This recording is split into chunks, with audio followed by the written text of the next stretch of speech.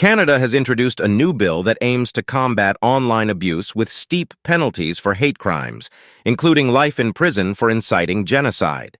The proposed Online Harms Act requires social media platforms to remove posts, such as those which sexualize children, within 24 hours. The law would regulate social media companies, live streaming platforms, and user-uploaded adult content websites. The bill still needs to be voted on by Canada's Parliament. It lists 7 categories of harmful content that providers would be required to remove from their websites. Banned content includes posts made to bully a child or those encouraging self-harm. The proposed act would create a Digital Safety Commission of Canada to regulate online platforms.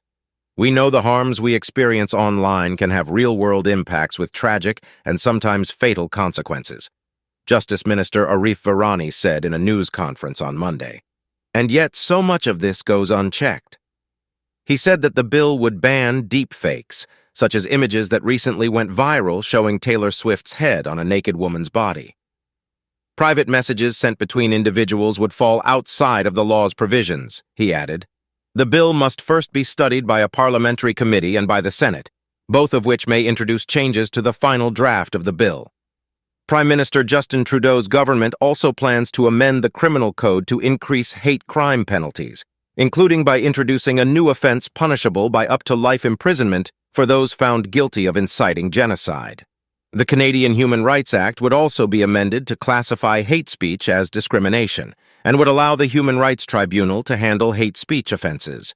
The ruling Liberal Party had vowed during the 2021 election to introduce an online safety bill within 100 days of re-election.